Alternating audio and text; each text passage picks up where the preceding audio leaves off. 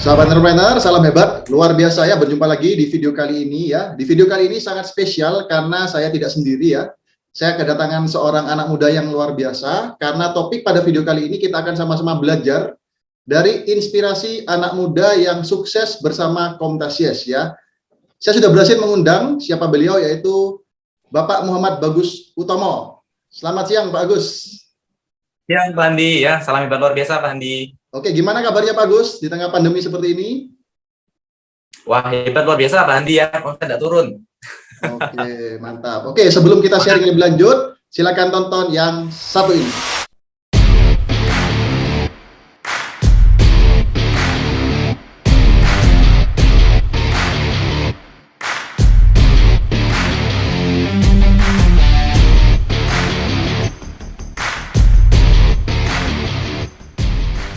Oke teman-teman ya, sudah kembali bersama kita berdua ya.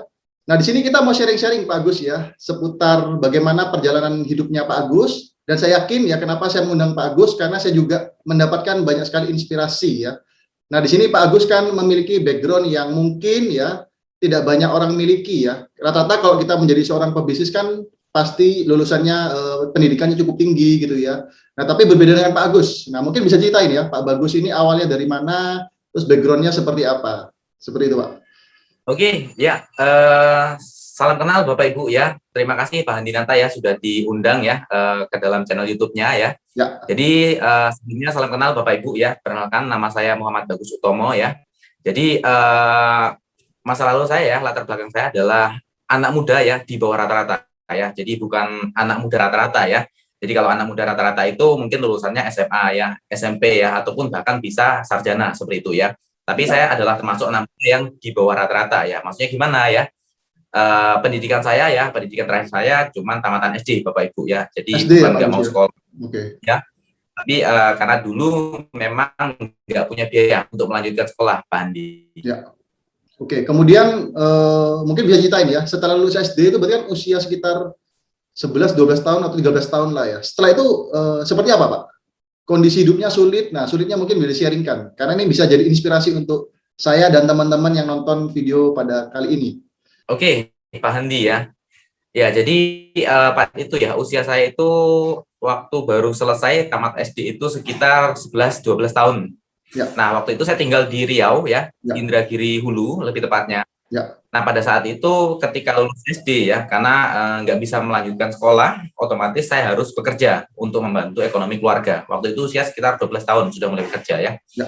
Jadi pada saat itu apapun saya kerjakan tadi. Jadi di sana itu kan namanya di Sumatera, itu kan memang banyak ini perkebunan ya. Jadi ada karet, ada sawit ya, di mana pada saat itu saya bekerja mulai dari interes karet, kemudian manen sawit ya, kemudian juga nerbas. Jadi apapun pada saat itu saya kerjakan Pak Andi untuk membantu ekonomi keluarga, seperti itu Pak Andi. Oke, berarti memang tuntutan untuk mendapatkan penghasilan secara mandiri itu bukan pilihannya Pak Agus ya, memang karena gak ada pilihan gitu ya. Mau betul, Pak Andi, ya. Berjuang gitu ya. Ada nggak kondisi-kondisi tersulit yang mungkin harusnya kan seusia itu kan seorang anak muda ya, masih anak kecil ya, ini usia masih 13 tahunan begitu, apa yang paling sulit waktu itu? Oke. Pengalaman yang jadi pada saat itu usia sekitar 13, di mana waktu itu kondisi paling sulit memang saya pernah pada saat itu bekerja di pertanian, di tambang emas, waktu itu usia sekitar 13 tahun. Nah, pada saat itu kan tempat tinggal saya ini di pedalaman, jadi nggak ada listrik, nggak ada jaringan, kemudian jalan juga tanah, di mana kalau hujan itu licin sekali ya. Ya. Nah, dari tempat saya itu, saya kerja tambang emas, itu udah di pedalaman, masuk ke dalam lagi, Pak Andi. Jadi ke dalam itu di dalam hutan. Ya. Jadi jaraknya dari tempat tinggal saya yang sudah termasuk kategori pedalaman, masih masuk itu sekitar 4-5 jaman di tengah hutan. Nah, pada saat itu usia sekitar 13 tahun, saya bekerja sebagai penambang emas, di mana tinggal di tengah hutan dan di situ bertaruh nyawa ya, Pak Andi ya. Ya. Jadi di mana di tengah hutan itu kan kita nggak tahu ya, ada binatang buas ya, ataupun sewaktu-waktu bisa ada razia ya, karena kita bekerjanya itu bekerja secara ilegal pada saat itu. Dan pernah suatu momen ya Pak Andi, ketika kita lagi tidur tengah malam, kebetulan yang tinggal di camp. Nah, kalau di hutan itu kan kita membuat tempat tinggalnya itu kayak semacam rumah pohon. Ya. Jadi tinggalnya di atas, kemudian dindingnya itu adalah terpal. Oke. Nah, pernah suatu ketika waktu malam itu ada harimau ya di bawah ya, di kiri kanan ini camp itu. Oke. Tapi pada saat itu yang memang nggak pernah terlupakan, di mana bertaruh nyawa seperti itu. Jadi walaupun di atas itu ada senjata seperti kayak batu ya, kemudian parang, tapi pada saat itu kalau kita melawan hewan buas pun kayaknya nggak mungkin sekali. Nah, jadi Pasti suatu kalah, Pak malam ya. seperti itu Pak Andi. Pasti Kenapa? kalah ya melawan binatang buas ya. Iya, betul Pak Andi. Oh, Jadi pada wah. saat itu ya tinggal pasrah aja. Dan itu memang nggak pernah saya lupakan Pak Andi ya. Jadi waktu masih muda, masih kecil ya, kita sudah mempertaruhkan semuanya nih Pak Andi. Selain Wah. masa depan juga nyawa seperti itu Pak Andi ya. Wah, ternyata saya nggak kebayang ya kalau saya seusianya Pak Bagus itu termasuk dalam kondisi hidup yang menurut saya ya, kalau dulu mungkin kalau hidup saya seperti ini, ternyata ketika saya berkaca dengan kondisinya Pak Agus, saya sangat-sangat bersyukur Pak Agus ya. Apalagi Pak Bagus ya, nggak ada pilihan sama sekali, mau nggak mau harus berjuang, apapun dilakukan. Oke, singkat cerita nih Pak Betul. Agus. Waktu masih kecil ketika kondisinya seperti itu, apakah sudah punya impian yang besar? Kan mungkin kita nggak tahu apa-apa ya, atau kita nggak punya pilihan. Apakah menyerah dengan keadaan atau gimana Pak? Sampai hari ini akhirnya bisa bergabung dengan Komunitas itu apa? Proses apa yang bisa mempertemukan Pak Bagus ya dengan Komunitas ini?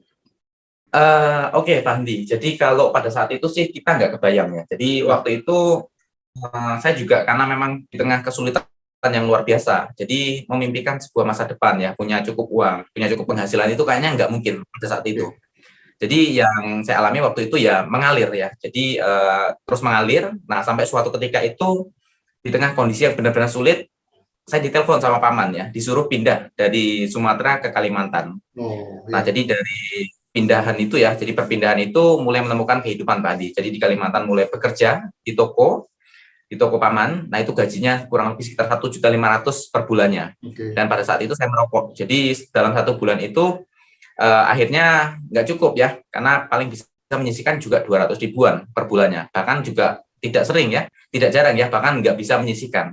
ya, Nah, pada saat itu akhirnya berpikir, kita sama seperti anak muda pada umumnya tentu saja pengen berhasil ya, pengen sukses. Nah, tapi akhirnya gimana caranya nih, contoh gitu ya. Akhirnya nyarilah channel YouTube, ketemulah channelnya Pak Chandra, dan berhubung penjelasannya Pak Chandra ini sangat masuk akal sekali, seperti itu Pak Andi. Akhirnya mengikutilah channel YouTube SB30 Pak Andi. Success Before 30 ya. Nah, kalau boleh tahu waktu itu Ya, di tahun berapa Pak pertama kali ketemu? Berarti kan ada keinginan untuk merubah hidup nih. Alhasil Pak Agus kan mencari ya, akhirnya dipertemukan seperti itu. Itu tahun berapa Pak? pada saat itu kurang lebih sekitar tahun 2018, karena 2017 saya dari Sumatera pindah ke Kalimantan. Jadi sekitar 2018 mulai ada kejenuhan hidup Pak Andi ya. Iya, Bekerja tapi nggak ada dapat hasil, mulai jenuh akhirnya mencarilah channel YouTube dan ketemu channelnya Pak Chandra itu sekitar 2018. oke. Nah, waktu itu posisi usia berapa? Usia tahun 2018 itu Pak? 2018 berarti sekitar 18 tahun Pak Andi. Jadi usia 18 sekitar tahun. 18 tahun. Wah, jadi yang biasanya orang 18 tahun itu masih berpikir bagaimana melanjutkan SMA ke kuliah, tetapi Pak Bagus sudah bekerja dan bagaimana merubah nasib gitu ya. Wah, luar biasa banget. Betul Pak Andi. Startnya Oke. lebih awal Pak Andi ya, mulai bekerja. Sehingga usia 18 itu mulai terasa kepenatan hidup ya, kok gini-gini aja contoh gitu Pak Andi ya. Ya, ya, ya, ya. Oke. Nah, kalau boleh tahu nih, bisa di-sharingkan nggak Pak? Kan penonton dari channelnya Pak Chandra pun, saya pun juga pribadi banyak mendapatkan pembelajaran. Nah, poin apa yang Pak Agus dapatkan ketika nonton channel tersebut? Kan videonya tuh banyak tuh ya. Apa yang menyentuh Pak Agus akhirnya ya, oh ini klik, kayaknya aku pengen tahu lebih dalam gitu. Oke. Saya lebih kepada poin ini Pak Andi ya, dari sisi bisnis ataupun keuangan Pak Andi ya. Oke. Karena dari belajar sebelum-sebelumnya ya, bahwa kondisi hidup saya ini kan memang sangat susah dalam kondisi keuangan khususnya ya. Jadi memang saya dari channel Pak Chandra itu sangat belajar tentang ilmu bisnis ya, pengembangan diri dan dari sisi keuangan. Nah, kalau yang paling terkesan itu adalah dari sisi pengembangan diri sama keuangan Pak Andi ya, sama bisnis. Oke, baik. Nah, menarik sekali ya, karena cenderung orang itu kurangnya di mana, mereka akan mencari kekurangan mereka. Ya, karena Pak Agus kurangnya keuangan, finansial, ya pengembangan diri, atau ilmu bisnis, alhasil yang dicari itu. Nah, ini saya tergelitik nih Pak Agus, ya kenapa saya mengundang Pak Agus, karena backgroundnya ini menarik banget. Karena banyak orang bilang kalau sukses itu minimal lah saya punya modal, intinya saya punya privilege, ya gitu ya. Tetapi kan berbeda dengan Pak Agus nih. Apalagi Pak Agus adalah hanya seorang anak muda lulusan SD teman-teman ya.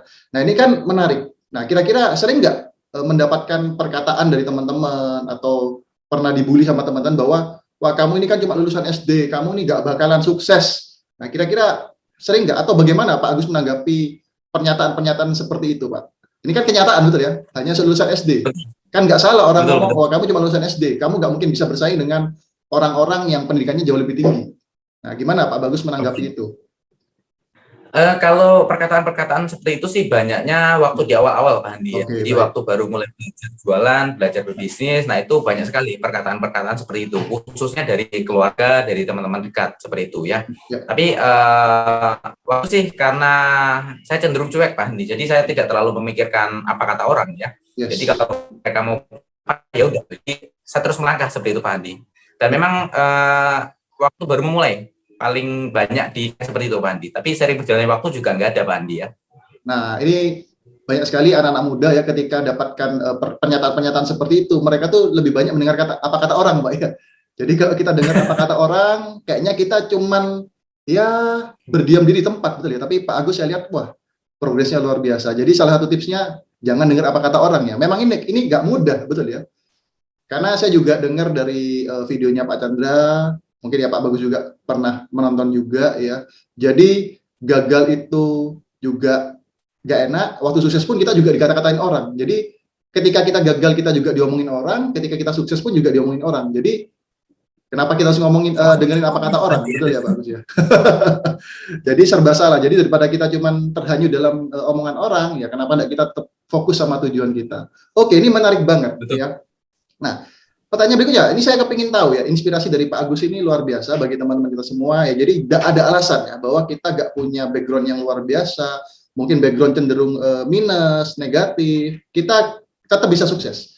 Nah, bagaimana Pak Agus ya mengejar ya ilmu-ilmu yang mungkin selama ini kan nggak didapatkan secara akademis. Nah, kira-kira apa yang membuat Pak Agus bisa sampai di hari ini? Nah, dan saya pun juga mendapatkan sharing dari beberapa mentor dari Pak Agus ya. Ya ini ya saya juga luar biasa banget ya. Katanya bisa punya penghasilan 2 sampai 3 kali UMR ya Pak Gus. Keren banget ya. Wah, itu gimana? Prosesnya gimana? Ya kita nggak usah sebut angka, tapi saya yakin semua hasil itu pasti ada yang namanya usaha. Betul ya? Betul. Ya, Oke. gimana prosesnya Pak? Mengejar ketertinggalan Ya, seperti itu. ya jadi kalau untuk bagaimana caranya mengejar ketertinggalan ini adalah memang dari kecepatan belajar kita Pak Andi ya. Jadi saya punya mimpi yang besar. Nah, mimpi yang besar ini saya yakin kalau saya nggak mau belajar ya, pelajaran saya ini lambat ya, otomatis juga mimpi itu mungkin hanya sekedar mimpi saja. Nah, maka dari itu saya sadar bahwa untuk mengejar mimpi itu berarti saya harus mau belajar, lebih cepat belajar ya. Betul. Nah, pada saat itu ketika saya belajar, otomatis skill saya meningkat, pengetahuan saya meningkat, jadi tanpa disadari Pak Andi ya, mulai dari penghasilan itu juga meningkat drastis seperti itu Pak Andi. Oke. Nah, pastinya kalau Pak Agus, kira-kira nih, apa pendapat Pak Agus tentang sekolah yang tinggi, ya dapat hasil yang besar, kan Pak Agus mungkin enggak merasakan itu ya. Nah, kalau Pak Agus gimana? Kan secara pendidikan kan minim. Nah, belajarnya dari mana aja Pak? Kalau tidak dari sekolah? Kalau saya belajar dari banyak hal Pak Andi ya, saya suka melihat kalau belajar itu ya. Jadi saya belajar dari mentor saya seperti Pak Alvin, Pak Chandra ya.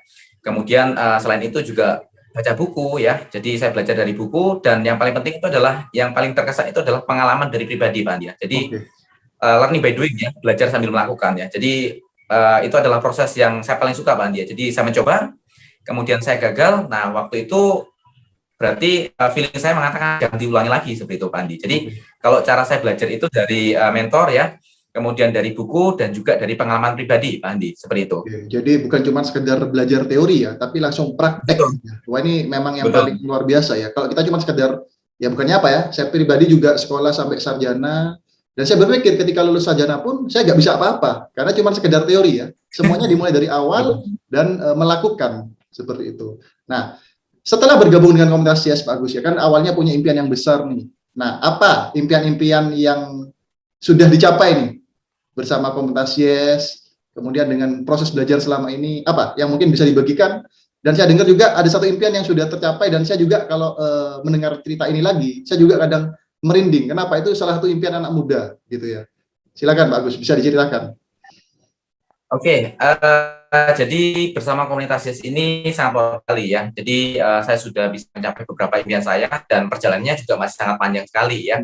Nah, di antaranya itu yang paling berkesan adalah saya bisa memberikan kado ya kepada orang tua saya, liburan ke luar negeri. Jadi pada saat itu adalah pertama kali saya mengucapkan selamat ulang tahun dan memberi kado kepada orang tua saya. Nah, pada saat itu adalah usia beliau ya, ulang tahun yang ke-44. Nah, itu adalah suatu pencapaian yang terbesar dalam hidup saya, Pak Andi, sekarang ini. Jadi, kapan lagi bisa membahagiakan orang tua, meskipun nilainya belum seberapa, tapi bisa mengajak beliau untuk jalan-jalan ke luar negeri. Karena, Pak Andi, orang tua saya itu, dari waktu saya kecil ya, itu tidak pernah jalan-jalan. Ya. Karena dari sisi keuangan terbatas, dan dari sisi keluarga juga butuh makan ya, jadi memang harus bekerja. Nah, selain itu, saya juga bisa membeli handphone yang lebih baik sehingga saya bisa bekerja lebih nyaman, dan yang paling penting juga ini Pak Andi ya, saya bisa pensiunkan mama saya. Jadi saya juga bertadi ya, ada komitmen di mana mama saya sekarang sudah 2 tahun lebih tidak bekerja, dan itu kami full support dari bisnis KK Indonesia ini Pak Andi dan komunitas YES. Dan bisa Pak ya, dan bisa ya, banyak orang yang kepingin gitu ya, ternyata bisa gitu ya. Nah, ini salah satu fakta nyata ya dari Pak Agus bahwa keberanian itu sesuatu yang luar biasa, dan segera praktek dan akhirnya benar-benar bisa. Oke, Pak Agus, ini menarik sekali ya ceritanya Pak Agus, dan ini kenapa saya mengangkat inspirasi ini ya, karena tidak banyak ya orang yang bisa punya mindset, mental, pemikiran sukses seperti Pak Agus. Memang perjalanan masih panjang, tetapi secara hasil progresnya sangat terasa. Apalagi bicara soal orang tua, saya sangat tersentuh banget. Kenapa? Karena apa yang kita berikan kepada orang tua, meskipun kita dilihat dari nilai uang itu belum seberapa, tetapi membagikan waktu kepada orang tua itu memang tak ternilai harganya. Selagi kita mampu, ya itu bisa. Beda kalau kita sudah punya uang, tetapi orang tua mungkin sudah nggak ada gitu ya. Ya mau punya uang berapapun ya kita juga nggak bisa lakukan apa-apa. Oke. Nah, Pak Agus, mungkin sebagai penutup nih Pak Agus, apa nih kiat-kiat ya atau tips sukses dari Pak Agus? Mungkin bagi teman-teman yang nonton video kali ini ya, supaya mereka bisa terus bersemangat ya dan bisa mencapai satu persatu impian mereka. Oke, jadi mungkin yang bisa saya sharingkan ya Pak Andi ya. Jadi apa yang saya lakukan seperti itu Pak Andi ya. Jadi yang pertama itu buat teman-teman ya. Yang pertama itu harus punya impian yang besar ya. Jadi harus punya mimpi yang besar. Karena ada pepatah ya, istilah itu mengatakan ya, kemampuan kita akan berkembang seiring dengan kapasitas impian kita. Jadi kalau kita cuma motor gitu ya, setelah kita pengen punya mobil Honda Jazz untuk gitu ya, nah otomatis kan impiannya beda. Ya. Nah dengan impiannya beda ini berarti juga kemampuannya harus beda. Dan uniknya kemampuan kita ini akan terus berkembang dengan sendirinya Pak Andi ya. Jadi yang pertama mimpi itu harus besar. Ya. Nah yang kedua adalah harus berani action ya. Ya. Jadi berapa banyak dari kita yang mungkin mimpi itu hanya sekedar mimpi karena nggak berani action, bukan nggak punya sumber daya. Karena saya juga ketemu dengan beberapa teman ya, mereka full sumber daya, jadi punya uang, punya pendidikan ya, tapi nggak berani action, sehingga juga nggak ada yang terjadi. Dan yang terakhir adalah belajar Pak Andi ya. Jadi belajar dari pengalaman ya, personal experience ya. Jadi kita belajar sebelumnya ini melakukan apa, tindakan apa, mana yang berhasil kita bisa lanjutkan, dan mana yang tidak berhasil, tidak terlalu efektif, sebaiknya kita tinggalkan, seperti itu Pak Andi. Jadi ada 3 poin Pak Andi ya. Oke, mantap, luar biasa banget Pak Agus ya. Bagi teman-teman yang nonton video kali ini, yang mendapatkan inspirasi, motivasi, dan pembelajarannya, yuk silakan catat apa 3 poin kiat dan tips sukses dari Pak Agus. Oke, baik Pak Agus, terima kasih ya atas waktu singkatnya ini. Ya, meskipun singkat, saya yakin banyak sekali memberikan vibrasi positif, inspirasi positif, motivasi yang luar biasa bagi teman-teman, khususnya ya, yang memiliki background yang kurang lebih seperti Pak Agus. Ya, jangan takut bermimpi, katanya Pak Agus ya. Terus belajar ya, supaya kita bisa mencapai satu persatu impian kita. Oke Pak Agus, terima kasih atas kesempatannya. Saya doakan Pak Agus bisa jadi contoh ya untuk anak-anak muda Indonesia ya, dan bisa menjadi pribadi yang terus ya berkembang dan menjadi pribadi yang sukses dan bisa bermanfaat bagi orang yang lain. Oke, thank you Pak Agus. Mari kita tutup dengan satu kata, sukses untuk kita semua dan selalu salam hebat. Luar biasa.